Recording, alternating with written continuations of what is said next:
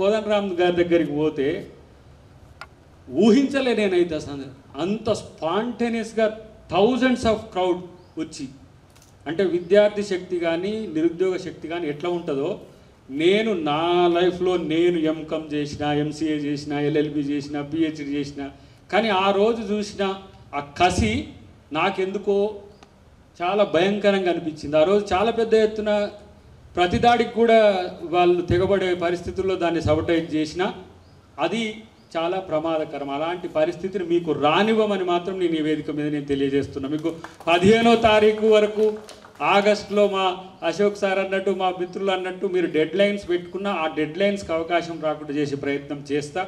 వీలైతే రేపే ఎల్లుండే ముఖ్యమంత్రి గారిని కూడా నేను మిమ్మల్ని కలిసినా అని కూడా చెప్పాలి. ఇట్లా మీడియా ద్వారా చెప్పుడు కాదు కదా, మిమ్మల్ని కలిసినా ఇట్లా పోయినా అనే విషయం కూడా చెప్పాలి. ఒకటి మాత్రం నేను గమనించింది ఏంటంటే, మేము తెచ్చుకున్న ప్రభుత్వంలో మాకు అవకాశాలు ఏవి?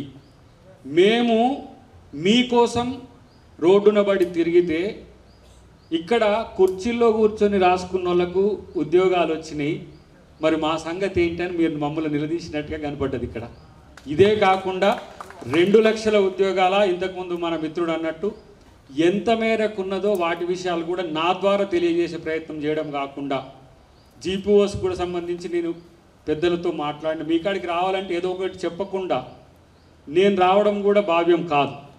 కాబట్టి మీ రిప్రజెంటేషన్ మీరే ఎంచుకోండి, 10-15 ఎంచుకుంటే నేను ఒక 2-3 రోజులు ఒక ప్రయత్నం పెద్దలతోనే చేస్తా. ప్రయత్నం కాదు, సీరియస్గా మీతో ఉండేట్టు చేస్తా. మీరేంటంటే, ఎందుకంటే అందరూ మీతో భయపడుతున్నది, వస్తున్నప్పుడు కూడా దయాకర్ నువ్వు మరి లైబ్రరీ దానికాడికి పోతున్నావు, మళ్ళీ గొడవ అవుతుంది, రచ్చ అవుతుంది అంటే ఎవరి మీద గొడవ పెడతారు? మనోళ్ళు మన మీద గొడవ పెట్టడం కూడా మనం శత్రువు లెక్క చూస్తామా? మన నిరుద్యోగులు, మన యువకులు తెలంగాణ కొరకు పోరాడిన రక్తం ఇది. ఎంత చైతన్యవంతమైన రక్తం. మాలాంటి వాళ్ళని ప్రశ్నించకపోతే మీరు ఇంకెవరిని ప్రశ్నిస్తారు? మేమే కదా ఆ రోజు మేము ఏ ప్రయోజనాల కొరకు ఏ జేఏసీలకు తెచ్చినామో నాకు తెలుసు. చెత్త ఏరుకునే వాళ్ళని కూడా జేఏసీలకు తీసుకొచ్చినాము. చెత్త జేఏసీ అని పెట్టి చిన్న చిన్న సంఘాలు వచ్చి ఆ రోజు మన కొరకు చేసింది. నేను ఏ ప్రభుత్వాన్ని నిందించడానికి ప్రయత్నం చేస్తలేను, నా ప్రభుత్వం కరెక్ట్గా చేయాలని కోరుకుంటున్నా. దానికోసమే మీ దగ్గరికి వస్తున్నాను నేను. లేకపోతే ఎందుకు చాలామంది చాలా పోస్టులు తీసుకొని హాయిగా ప్రశాంతంగా ఇంత రక్కస్ కొరకు ఇంత రచ్చ కొరకు ఎవరు రారు. కానీ మేము ముద్దాయిలం కావద్దు ప్రజల ముందు. ఎందుకంటే ఏ ప్రయోజనాల కొరకు తెలంగాణను సాధించుకున్నామో ఆ ప్రయోజనాలు సాకారం కావాల్సిన అవసరం ఉంది. అది మీలాంటి వాళ్ళకు మేలు జరిగితే మీరు కదా తెలంగాణ భవిష్యత్తు. రేపు ఇలా ఒక కొత్త అంశం వచ్చింది, ప్రైవేట్ రంగంలో రిజర్వేషన్లకు సంబంధించి. ఇలా ఆంధ్రప్రదేశ్ ప్రభుత్వము 90% రిజర్వేషన్లు ఇస్తే మనం కూడా భూమిపుత్రులకు 80% రిజర్వేషన్లు అనుకున్నాం. కానీ అది చట్టరూపం దాల్చలేదు. దానికి సంబంధించిన అవసరం ఇప్పుడు చట్టరూపం దాల్చాల్సిన అవసరం ఇప్పుడు ఉన్నది. ఎందుకంటే కొత్తగా వచ్చే ఏ కంపెనీలోనైనా తెలంగాణ అస్తిత్వం, తెలంగాణ భూమిపుత్రుని యొక్క ముద్ర ఉండాల్సిన బాధ్యత అయితే ఉన్నది. అది మనం అందరం చేద్దాం. నేను కూడా ఎందుకు మీకు ఈ మాట ఇస్తున్నంటే, ఇక తెలంగాణ సాధించుకొని ఫ్రీ జోన్ ఉన్నట్టుగానే ఇక ఇప్పుడు కూడా ఉంటే తెలంగాణ వచ్చుడు ఎందుకన్నా ఆదిలాబాద్ బిడ్డ గోండ్ ఏడ్సే, నా ఖమ్మం బిడ్డ దళితుడు ఏడ్సే, నా మహబూబ్నగర్ బిడ్డ బీసీ ఏడ్సే. అసలు ఇక ఇన్ని ఉద్యోగాలు ఎవరికి పోతున్నాయి? లక్షల ఉద్యోగాలు, ప్రైవేట్ ఉద్యోగాలు వచ్చి ఎవరికి పోతున్నాయంటే టెక్నికాలిటీస్ పేరు మీదనో లేకపోతే మేధో వలస పేరు మీదనో. ఇప్పుడు హైదరాబాద్ అనేది ఇంటర్నేషనల్ డెస్టినేషన్ అయిపోయింది. తెలంగాణ వల్ల ముఖం కనపడడం కూడా సమస్య అయిపోతున్న పరిస్థితులు ఇవి. అదే ప్రైవేట్ రంగంలో రిజర్వేషన్లు ఉంటే చాలామంది దీంట్లో ఇంతకుముందు మా నాయకు మాట్లాడిండు నారాయణ ఖేడ్, ఆ ఆవేదన చూస్తుంటే మరి ఎవరికి చెప్పుకోవాలనే దాని దగ్గర ఇలా ప్రభుత్వంలో ఉండే నేను ఈరోజు ఎమ్మెల్సీగా ఉండొచ్చు కాక, నా స్ట్రేచర్ ఎంతున్నది, నా స్టేటస్ ఎంతున్నది, నా బలం ఎంతున్నది అని కూడా నేను కూడా చూసుకోవాలి కదా.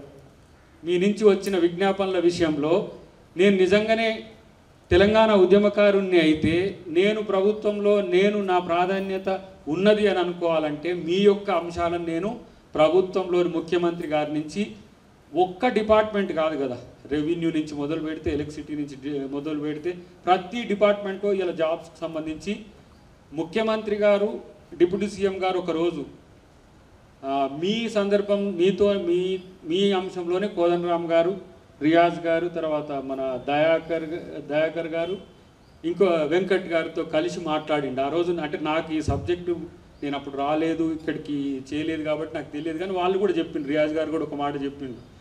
ఆ రోజు నుంచి పైప్ లైన్లో ఉన్న ఏంటి, అసలు ఇప్పుడు మనం వేయాల్సిన ఏంటి, బడ్జెటరీ పర్మిషన్స్ ఎంత మేరకు ఉంటాయి అనే విషయంలో త్వరలోనే త్వరలో ఈ 2-3 రోజుల్లోనే మీకు నేను మీ రిప్రజెంటేషన్కి చెప్పిస్తాను. నేను మీకు ప్రభుత్వానికి మధ్య వారధిగా ఉండడానికి నేను సిద్ధమని చెప్పి తెలియజేస్తున్నాను.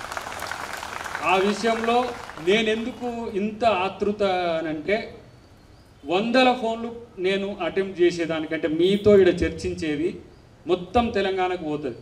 ఇంతకుముందు ఉస్మానియా యూనివర్సిటీ వేదికగా ఉద్యమం నడిస్తే మొత్తం కాకతీయ నుంచి అంతా పోయినట్టుగా ఇవాళ ఆ పరిస్థితి ఇప్పుడు సెంట్రల్ లైబ్రరీకి ఇక్కడికి వచ్చినందుకు సంతోషం. ఇలా మా ఉపేందర్ రెడ్డి గారికి నేను థ్యాంక్స్ చెప్పుకుంటున్నాను, ఎందుకంటే నన్ను ఇక్కడికి బోనాలకు పిలిచి నా బోనం ఎత్తిండు కాబట్టి. లేకపోతే నేను వేరే పనులలో ఎంగేజ్ అవుతుంటే, ఈరోజు వేరే ప్రోగ్రామ్ ఉన్నా కూడా ఇక్కడికి వస్తా అని రాకపోతే మళ్ళీ నా క్రెడెన్షియల్స్ కూడా క్రైసిస్లో పడతాయి.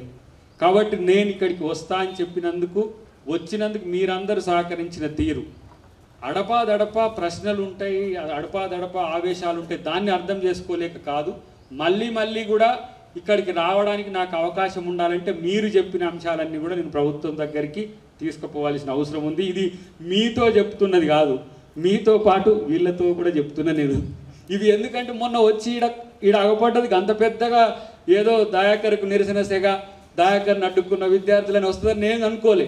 మరక మంచికే ఏంటి, అడ్డుకున్నది కూడా మంచికే. ఎందుకంటే మీకు మంచి జరగడం అంటే మనకు మంచి జరగడం అనుకునేటోళ్ళం మేము.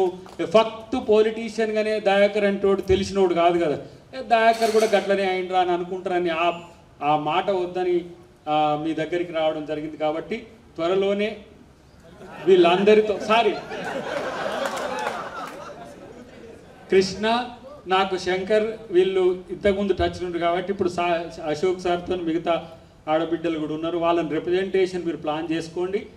నేను రేపటి మధ్యాహ్నం వరకు ఇప్పుడు ఏంటంటే క్యాబినెట్ నడుస్తుంది కాబట్టి అందరూ ఆ పనిలో ఉంటారు. నాకు రేపు మళ్ళీ నేను కరీంనగర్ ఇన్ఛార్జిగా ఉన్నా కాబట్టి రేపు నాకు పని ఉంది కాబట్టి ఎల్లుండి పొద్దుగాల వరకు నేను చెప్పే ప్రయత్నం చేస్తా.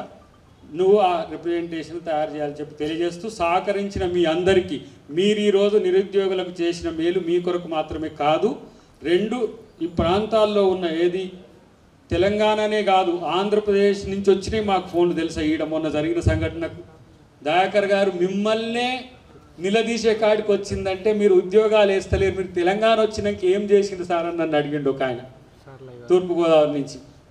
మీరు తెలంగాణ తెచ్చుకున్న తర్వాత ఉద్యోగాలు, నీళ్లు, నిధులు, నియామకాలు అన్నారు కదా, మరి నియామకాల విషయంలో మీరు కూడా ఎందుకు